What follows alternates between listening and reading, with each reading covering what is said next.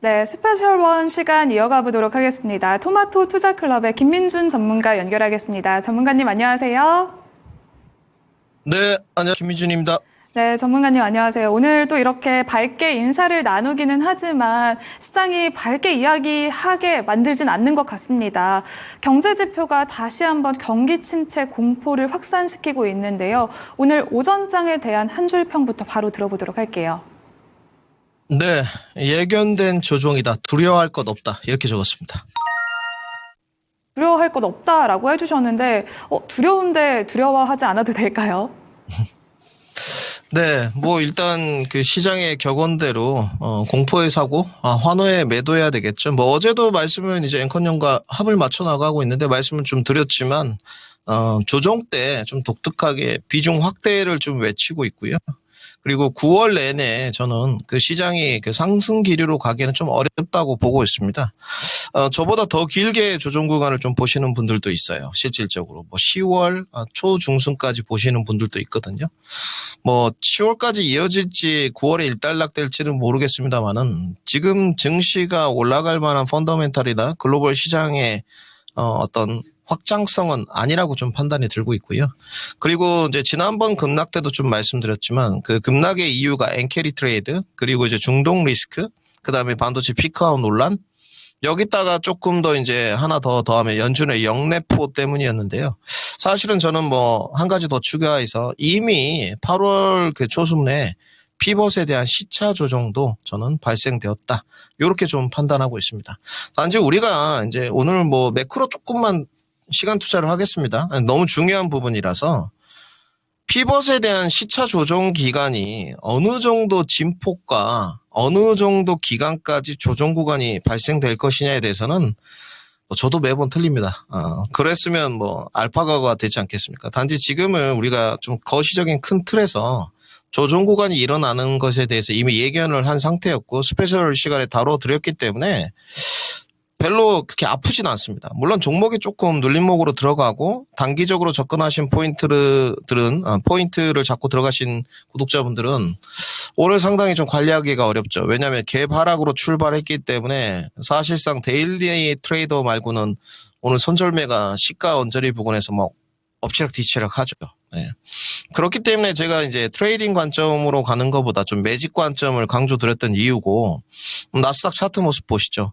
오늘 그 좀 여러 가지 제가 보는 저만의 노하우로 이제 지수 타겟팅을 한번 해봤는데요. 뭐 지수 타겟팅에 관해서 정답이다라고 절대 말씀드리진 않습니다. 의사결정 과정에 도움을 좀 받아보시고 줄을 그어놨는데 일단 18,300에서 400 정도를 보고 있습니다.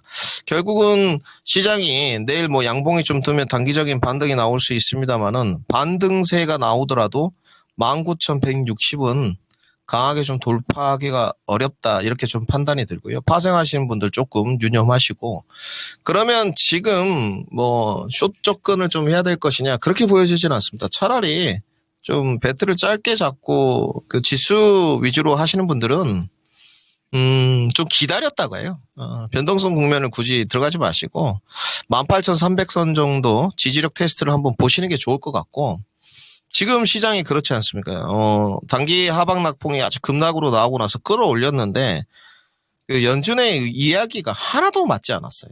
첫 번째는 연준이 미국 경기에 대한 것들을 그 너무나 자주 바꿨습니다. 네, 사실은 고위직들을 이렇게 하면 안 되죠. 네, 시장에 코멘트 하나로 흔들림을 주는 소셜 포지션을 갖고 있기 때문에 그래서는 안 되는데 본인들도 자신이 없는 거죠. 저는 미국의 애들 경기 침체라고 주장해 왔습니다. 단지 이제 그들이 말했던 부분들은 경기 침체로 급락이 나갔는데 시장에서 생각하는 것보다는 침체가 아니야. 이렇게 이야기했는데 지금 나오는 지표들을 보게 되면 다 한 달치를 제가 종합해 봤거든요. 소매 판매부터 PC, 뭐 CPI, PPI 대표적인 어떤 매크로 변수의 지표들도 측정을 해봤는데 지금은 PMI를 기준으로 보더라도 50 밑에거든요. 경기 확장 국면이 아닙니다. 네, 거시적인 부분으로 물론 지엽적인 부분이 있지만 그리고 지금 대표적인 실업률이 너무 높아요. 네. 12월까지 4.5까지 지금 예상을 하고 있거든요. 물론 이번 달에 여러분들 GDP 이제 확정치가 나옵니다. 그 GDP에 대해서 예비치, 수정치, 확정치 3개가 발표되는데 사실은 예비치랑 수정치는 중요치 않아요. 네. 정말로 말들이 많았고 자기들 유리한 대로 갖다 붙였지만 확정치가 어떻게 나오느냐. 근데 지금 시장 자체는 경기 침체 국면인데 포커싱을 유동성 공급이 이루어지는 금리 인하에 조금 포커싱을 더 할 것이냐. 요 부분가요. 침체로 가는 것까진 좋은데 침체가 너무 가파르게 가서 딥하게 가면 어떡하냐. 조정의 깊이 측면인 것 같아요. 이 조정의 깊이를 조금 더 이제 판서를 해보면 두 가지인 것 같겠죠. 25pp냐, 50pp냐. 50pp를 내릴 정도면 경기가 너무 안 좋은 거 아니냐. 요렇게 이제 좀 예견이 되면서 조정의 깊이가 깊어지는 것 같고요. 완만하게 좀 안 좋아지는 경우면 25pp씩 뭐 올해 한 두세 번 하면 그래도 스무스하게 좀 피벗에 대한 시차 조정이 일어나면서 다시 한번 유동성 공급 측면을 누릴 수 있지 않겠느냐. 요 결론이거든요. 저는 그 이제 거시적인 관점은 유동성 측면에 베팅을 좀 하고 있고 주관적으로 굉장히 자신감을 갖고 있습니다. 네.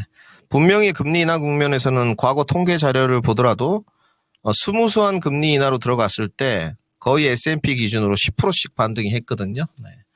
이런 통계학적 자료를 근거로 좀 제시해 보고요. 단지 이제 25pp냐 50pp냐에 따른 지엽적인 부분에 따라서 조정의 깊이는 좀 다를 수 있습니다. 네. 시장이 뭐 환호할 수도 있고 너무 많이 내렸지 않냐. 경기가 그렇게 안 좋아. 여기에 뭐 포커싱을 할 수도 있겠습니다만은 어떤 형태로 가든 간에 먼 미래를 좀 보게 되면 결국은 지금보다 고금리 국면은 저는 뭐 저금리라고 표현을 하진 않고 중금리 정도라고 표현을 하고 있거든요. FMC의 목표가 3.1%이기 때문에 중금리 측면으로 내려갔을 때 지금의 시장의 구도는 확실히 유동성은 더 있을 것이다. 그러면 우리가 그 시차 조정 기간으로 가는 동안에 대응 전략과 접근 포인트인 것 같습니다. 이제 단기 접근하시면서 트레이딩 하신 분들은 조금 선절매 형태로 해야 될 것 같고 매집 전략으로 가시는 분들은 사실은 환호할 수밖에 없죠. 그런데 이제 시장 자체가 뭐 늘 이제 개미들, 저를 포함해서 개인 투자자분들이 현금 여력이 없기 때문에 있으신 분들은 축하해야 할 일이고 결국은 인내심을 좀 가져야 되는 구간이 들어왔고요.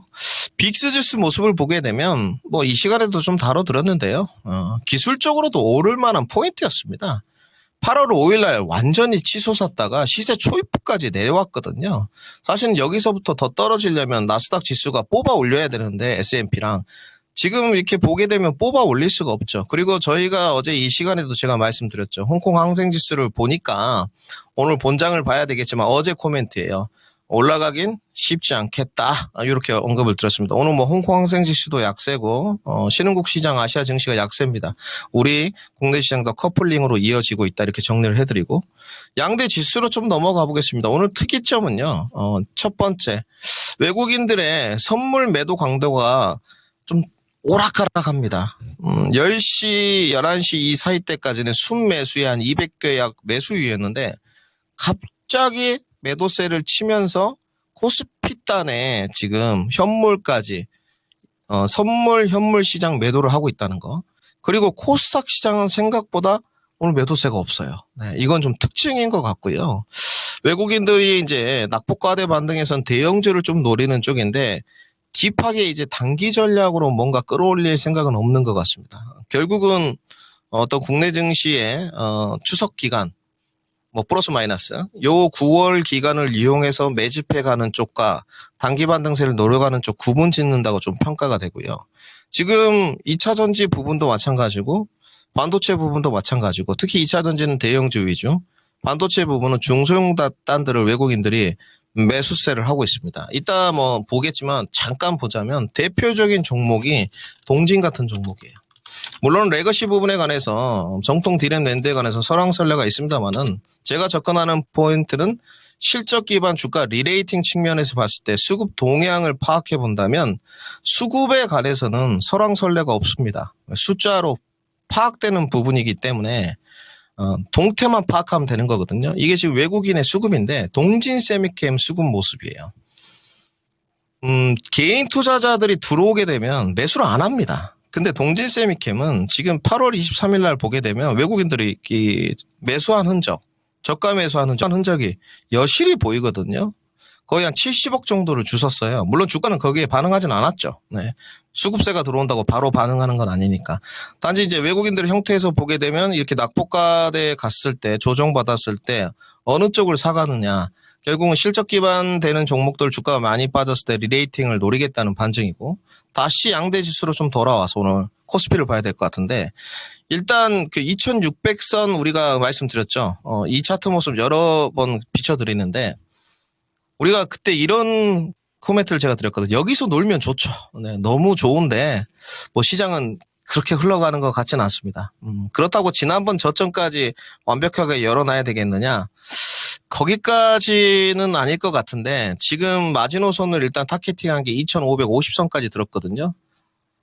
내일 양봉이 강하게 좀 출회되거나 적어도 도지형 쪽으로 가지 않는 이상은 조금 낙폭은 각오해야 될 것 같습니다. 2500 지지력 테스트를 좀 갈 것 같고요. 그 이유는 뭐냐. 지금 선물 옵션 정광인데요. 2500선을 보니까 지금 선물 포인트로 337포인트예요. 네. 그러면 어디 부분이냐. 지난번 낙폭가대 반등되고 양봉 캔들 뜬 그 위치 언저리입니다. 네. 요 정도 선이거든요. 여기까지 좀 조정을 주지 않겠느냐. 오늘 이제 나이스한 모습으로 가려면요. 이 이제 주봉인데 일봉의 캔들 모습, 특히나 시가 언저리까지는 좀 붙어줘야 되는데 외국인들 지금 그럴 의향이 전혀 없죠. 네. 단지 이제 체감 지수가 안 좋은 쪽은 좀 선별화 쪽으로 차이가 나는 쪽이고 코스닥 쪽을 보시게 되면 코스닥도 상황이 마찬가지입니다. 오늘 매도 음봉으로 밑으로 쭉 빠지지 않는 건 그나마 다행인데 사실은 시가 언저리까지 회복이 안 될 것 같거든요. 네. 그러면 내일도 지금 매도세를 좀 각오를 하셔야 될 것 같습니다. 물론 예상을 뒤엎고 오는 미국 증시가 떠가지고 양봉 전환을 좀 하면 어느 정도 이제 하방 다지기를 만들어 갈 텐데 지금 모양새는 여러분들 스무스한 모양이 맞아요. 네. 왜 그러냐면 지난번에 이렇게 낙폭가대 반등해서 주봉 모습인데 사실상 2주 동안 올라갔습니다. 거의 올라간 부분을 보시게 되면 다른 게 없었어요. 그죠? 근데 지금 요렇게 이제 눌림목 구간에서 결국은 쌍바닥 만드는 지점이 어디일 것이냐 여기를 테스트하는 건데 사실은 음상봉 다음에 양봉 다음 주가 중요할 것 같은데 국내 시장이 추석이죠. 그렇기 때문에 잠재적 매수자 출회가 안 될 것 같아요.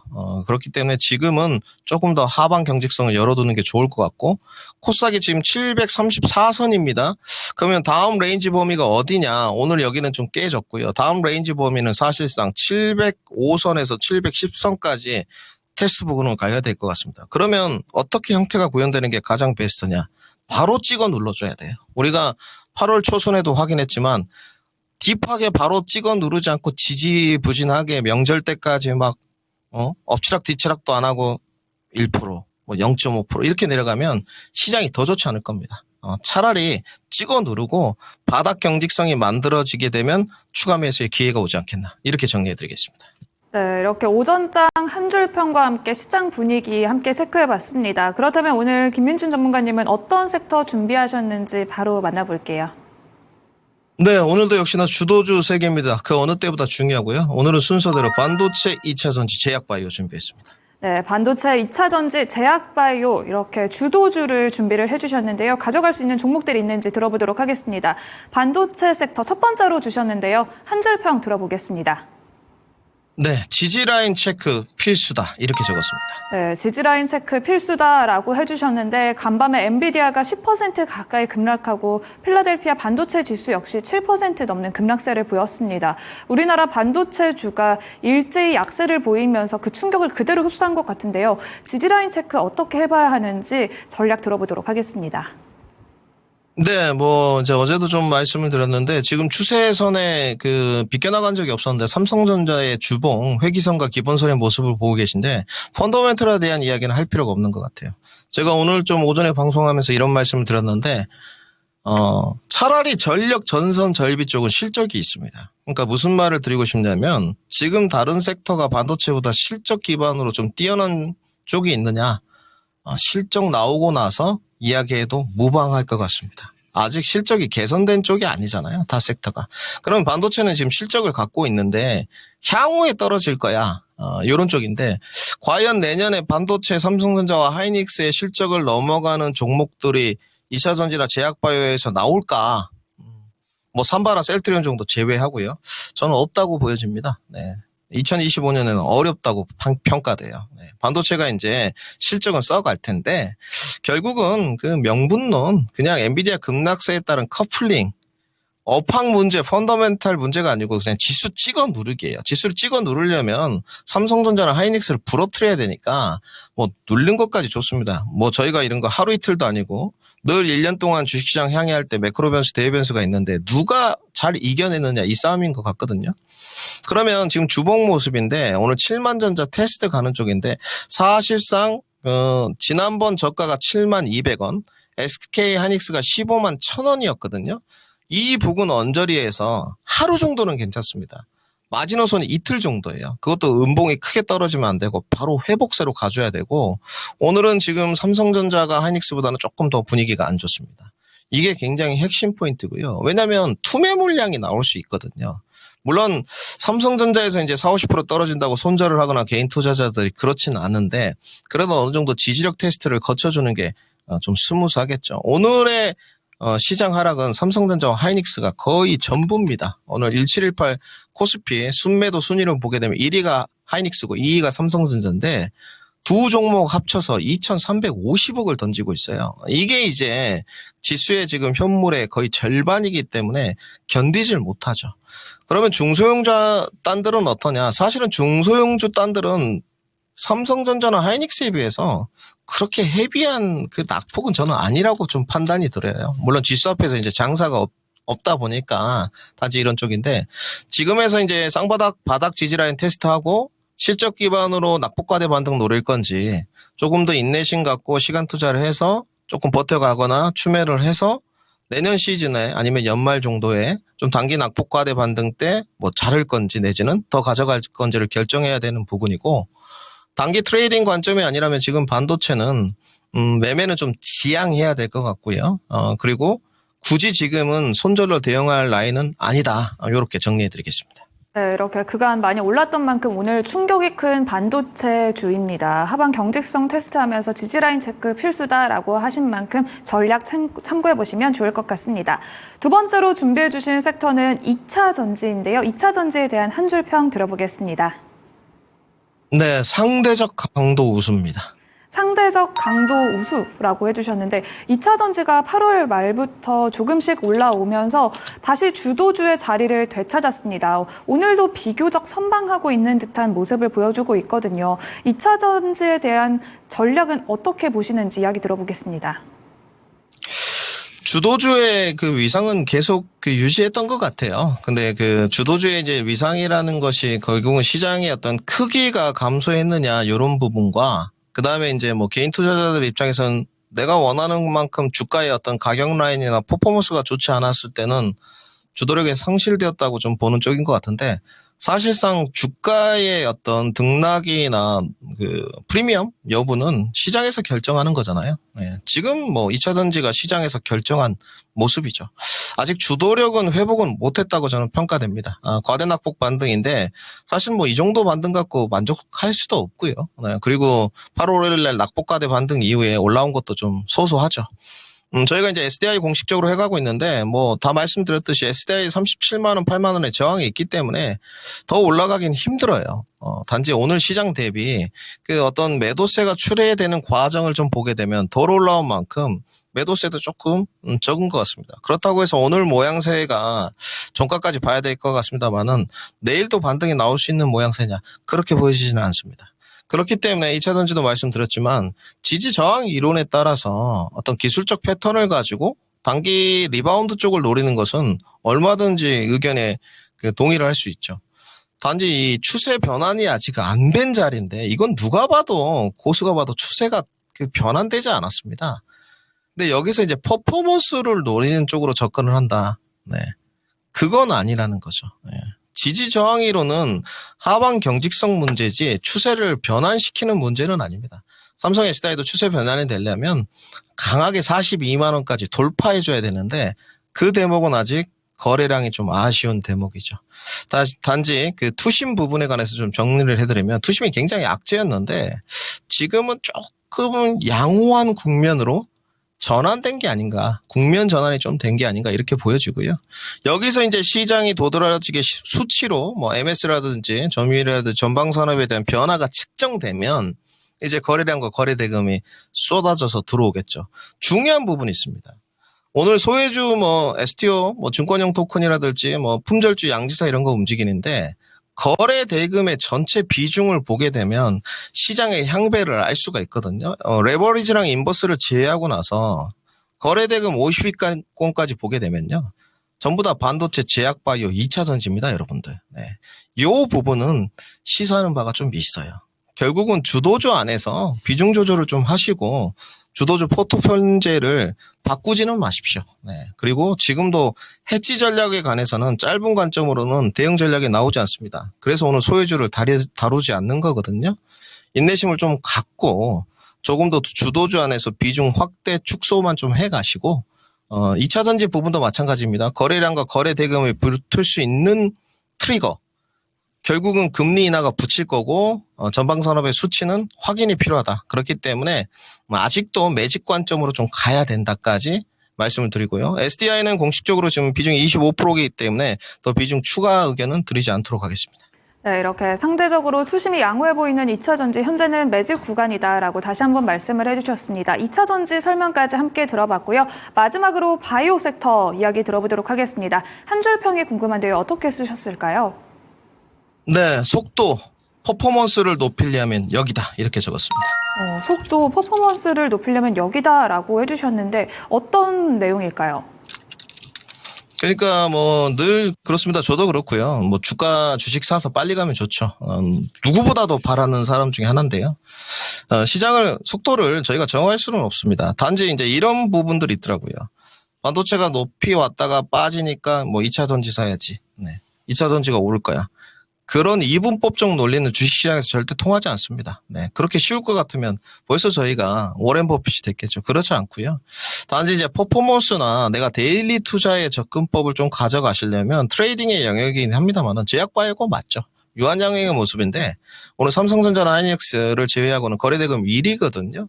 5일선 지지력 테스트를 가고 고점에 대한 좀 평가가 있습니다만은 기술적으로 추세 우상향은 제약 바이오는 지속되고 있어요. 네, 그러니까 조정이 아니라는 거죠. 지금 셀트리온 모습이고 삼바 모습인데 조정이 아니고 눌림목으로 지금 평가를 해야 되겠죠. 네. 강한 종목은 21선을 타고 가고 60이동평균선은 단기 이동평균선의 끝자락, 장기 이동평균선의 시작점이다. 이렇게 제가 이제 말씀을 드렸는데 아직 61선 지지력 테스트 들어간 종목이 우상향 추세에서 없습니다.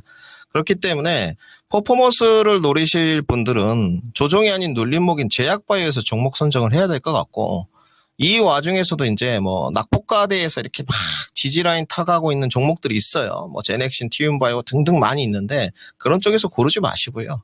거래 대금이 지금 형성되어 있는 게 딱 제약바이오는 몇 개가 정해져 있습니다. 삼바, 셀트리온은 뭐 아직 추세 우상향이 되진 않았죠. 박스권이긴 한데 21만 원에 좀 저항 라인이 있기 때문에 21만 원 체크를 해 놓으시고요. 이 저항 라인, 지지 라인을 체크한다고 해서 수익이 나는 구도는 아닙니다, 여러분들. 그래서 매도는 늘 예술이라는 말이 따라다니는 것 같고요. 지금은 정리해 드립니다. 바이오 시밀러, 적응증, 신약, 그 다음에 ADC, 그리고 저가 매수를 좀 노리려면 비만, 여기까지 좀 좁혀서 접근 포인트를 가져야 될 것 같고요. 셀트리온에 관해서 오늘 좀 걱정하시는 분들이 있어가지고 코멘트를 드리면 자신감 가지십시오. 삼바도 무거웠는데 70만 원에서 100만 원까지 갔습니다. 속도나 시간 대입만 조금 넉넉하게 잡으신다면 21만 원 넘어가면 분명히 하반기 내지는 내년에 가장 좋은 기대 수익률을 바랄 수 있다까지 정리해드리겠습니다. 네, 이렇게 제약바이오까지 정리해 주셨습니다. 오늘 세 가지 섹터에 대한 전략 여기까지 듣도록 하겠고요. 오늘장 관심 종목 있으실까요, 전문가님? 네, 오늘 핫한 종목 에코프로 BM 준비했습니다. 네, 에코프로 BM 어떤 포인트 때문에 꼽으셨을까요? 네, 기술적 포인트로 접근했고 분봉 접근했습니다. 트레이딩 영역으로 접근을 했고요. 전방선업 개선이나 저가 매수세를 노리지 않는 30분봉 트레이딩을 했고요. 오늘 이제 여러분들이 아까도 말씀드렸지만 이제 이 언저리에서 이제 매수세가 좀 들어올 것 같은데요. 사실상 더 밀리면 좀 곤란합니다. 디마크 지금 목표 저가 부근인데요.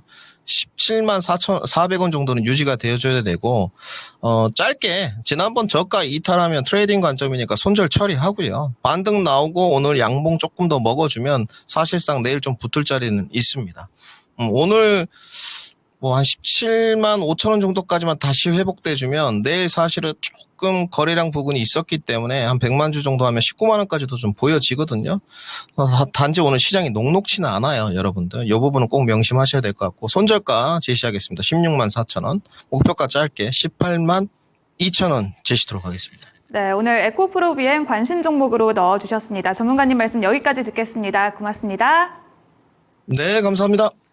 네, 지금까지 스페셜1 시간이었고요. 토마토 투자클럽의 김민준 전문가님과 함께했습니다. 오늘 준비한 시간은 여기까지입니다. 지금까지 전해드린 내용은 특정 종목의 상승과 하락을 보장하지는 않습니다. 오늘 오후장도 성공 투자하시길 바라겠고요. 시청의 중심은 여기서 마치도록 하겠습니다. 시청해주셔서 고맙습니다.